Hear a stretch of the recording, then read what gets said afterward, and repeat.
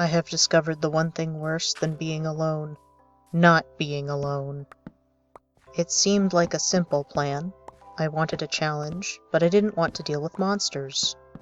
So I turned off mob spawning. As it turns out, the game rule to stop mob spawning does not affect mob spawners. I think you can see where this is going. So it happened that on day 49, I realized that my pickaxe was close to breaking and decided to retrieve the 3 diamonds I had found on day 9.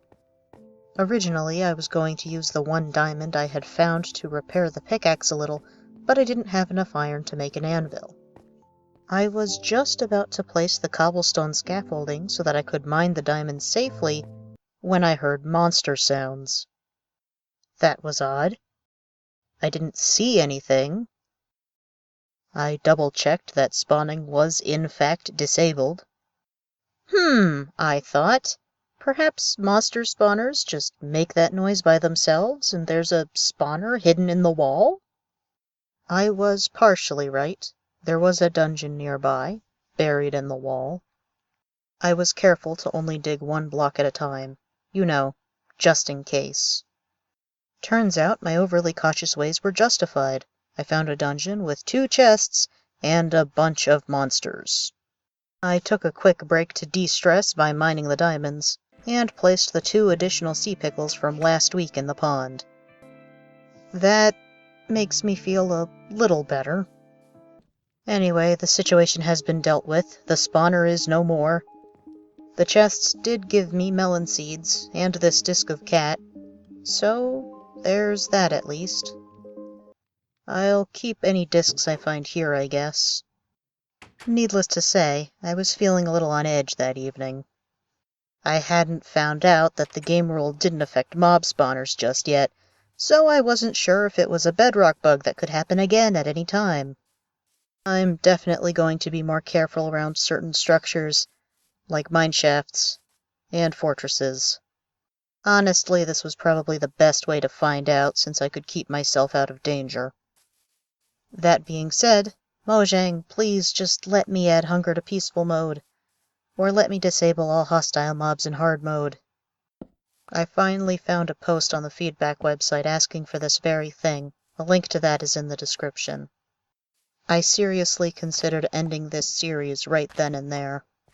I don't want monsters in my videos, and I'm not keen on dealing with them either. For now, I'll continue this series and just not show them if they come up again. That being said, unless the option is added to completely disable hostile mobs, when this series ends, I don't know if I'll do another exactly like it. Maybe I could do peaceful mode, but with natural regeneration turned off? If you have any ideas, please let me know. In the meantime, I think I'll start taking armor a little more seriously. With that terrifying chapter behind me, I could start thinking about what I actually wanted to work on this week, the trophy tower. The next morning, I gathered a few of the items I intended to feature in the tower. Why do I need smooth stone? Since I don't have enough leather for item frames, armor stands seem to be the best way to show off some of my items. Also, I'm taking this smoker with me, and quickly gathering some seeds. I'm not sure if it makes more sense to just rely on fish that I catch while it rains, or start another crop farm. I anticipate the tower project will take a while, more than just this week for sure. With everything I thought I needed for this first trip, I hopped in my boat and made my way southeast to the tower. And so I arrived at the tower where I would spend the next 3 days. I climbed the mountain up to the top to refamiliarize myself with the structure. I knew I was going to clear out the mass of birch planks below the current first floor, but I still wasn't decided on how to handle these upper floors. I feel I should do something with them. At the very least, I need to replace the roof with something lightning-proof. As night fell, I began chopping away at the massive birch planks. The first floor will stay at this level, but it will be slabs, not full blocks. I quickly realized I would need a barrel for all of these blocks. A temporary ladder to the ground would be sufficient until I could figure out a real way up and down. However, I couldn't remember what level the ground was, so I made my way down the cliff to start clearing the wood there and hopefully join the ladder from the bottom. I reviewed the outside again. I can't get over how tall it looks from down here. I began work on figuring out a ground level entrance to the tower. Ultimately, I would have to move the doorway up a few blocks. While it appeared that the tower generated all the way down to the floor, parts of the inside were still filled with dirt, especially towards the back. Now, either I could dig all that dirt out, or I could raise the floor and dig slightly less dirt. I'm all about minimal effort, so I chose the latter option. While I'm clearing out these planks, I'd like to take a few moments to discuss my plans to prepare for the 1.17 update. In order to avoid having to travel super far away to experience the new features, I do not plan on exploring anything further away than the 9 maps I've already filled in. Officially, the update is set to release summer of 2021. Could be June, could be August. We'll have to wait and see. Anyway, that's only a few months from now, so I don't mind waiting for a little bit. That will give me time to work on gathering netherite, books, maps, and everything else I will need. Why will I need more maps? When the update is released, I'm considering establishing a secondary home or homes in some of the new terrain. I have made a simple diagram of what I am planning on doing with my maps. You will see in the center of the grid are 9 green squares. The dark green square in the very center represents the home map. The surrounding light green squares are the other 8 maps I've explored so far. Where there is a blue square, I will explore that area after 1.17 is released. The dark blue squares represent maps where I may make another base. This could change though if, say for instance, there was something really cool in the light blue area that is in the very top left corner of the grid. But hey, if you don't plan, you're planning to fail, and plans can almost always be revised. Like my plan to dig all of this dirt. My shovel was running low, so I decided to stop. But when I went outside, it was raining. I made a small pond near the top of the tower. Time to fish. I couldn't stand how dark it was, so I placed some torches after enlarging the pond. Had to enlarge the pond yet again. I wonder if they'll add glow ink sacks to the fishing loot tables. Something tells me the answer is no. I resumed chopping wood when the rain stopped. Finally, I can finish the ladder. That will certainly make getting up and down a lot easier. Now to finish adding the slabs back into the former first floor. I'm going to have to figure out a new system for referring to each floor eventually. I also need to figure out how tall to make each of these lower floors. Next day I was still chopping up birch planks. However, my axe was running low, so I decided to try making this artificial pond look a little less square. I also decided to fill in this hole with water. It seemed like a good place for a more natural pond. I didn't want to risk breaking my axe, so I decided to head home. I suspected I wouldn't be able to clear all of the planks in one go, but at least I have it started. Besides, it's good to take breaks on projects. Gives the subconscious mind time to figure things out. Maybe my subconscious will work out the block height for the floors in the meantime. Ah, home again. That night I started planning for my next adventure.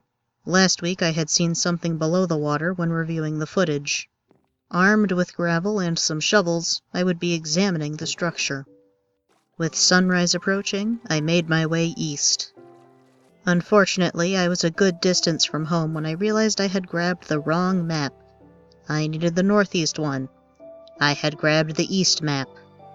It's okay, I thought. I have the approximate coordinates written down. How difficult could it be? Oh, right. This desert has tall sandhills. I also encountered this. Fortunately, my controller didn't disconnect when I did a running jump. And before long, I was at the spot. A ruin. I suspected as much. Based on my failure with the shipwreck, I figured that making multiple pillars of gravel to block the water would be the best solution. I made my way down. The loot was sad, but at least there was another rod. When I saw it was shiny, I was hoping for lure or luck of the sea, but I guess unbreaking is better than nothing. There was no glazed terracotta, but at least I got some dark oak planks. With the loot and planks in tow, I made my way home once again. But not before I saw this really weird underwater ravine. It almost makes it look like the mountain is floating on the water. The ruins had been a little disappointing, but it wasn't completely pointless. The exercise proved that using gravel would be an effective way to reach underwater structures, including the shipwreck from day 41. With 1.17 just a few months away, I wanted to make sure that I grabbed whatever buried treasure would be linked with the map in the shipwreck, just in case that would get messed up. Once I had reached home, and dropped off the items I'd found, I headed southwest for the shipwreck. After a trek through the savannah and desert, I reached a river. I would be able to make the rest of the journey by boat. Unfortunately, it took me a few seconds to realize that the gravel was being broken by the trapdoors. And it didn't help that this music decided to play. This song does sound creepy, right? It's not just me that thinks this is creepy, right? Maybe I'm just still on edge from the spawner thing. It's a nice song, but when it's dark and I'm underwater, it's just a little unnerving. Unfortunately, I'm not very experienced at knowing where the chests are located. However, I did find the one with the buried treasure map, and it was literally just a few chunks away from the ship. I just had to get back up to the surface. Seriously, it was so close I didn't bother using the boat. I tried my best to line up the cursor the way you're supposed to. I was off by a few blocks, but I can deal with that. Inside was some slightly better armor, another disc, iron, a regen potion, another experience bottle, a heart of the sea, and cake. In practical terms, it isn't very important, but I was excited about the cake since I have no way to craft it myself in this world. I had to sort through my inventory, though. Too many items. With my inventory completely full, I made my way home. Why is it giving me this creepy song again? I just want to have a relaxing time playing Minecraft. Is that too much to ask? Okay, I take it back. This part is actually really nice. Once inside my house, I decided to move the crafting table to where the smoker used to be and placed the cake on top. I donned my brand new chainmail armor. And I just realized that you can't see the slice that was eaten. Oh well. Next week will end on day 64. That's a whole stack of days. I don't know what I could do that would top finding cake, but I guess I'll have to think of something. In the meantime, thank you for watching. If you enjoyed this video, please consider subscribing so that you can catch the next installment. And if you didn't enjoy the video, your patience and persistence are to be commended. Thank you. But if you didn't like the video, you probably shouldn't hit the subscribe button, since that would mean you'd see more videos just like this one. Morally, I cannot encourage you to do things that will cause you emotional or mental discomfort, but I also can't stop you. Until next time, take care.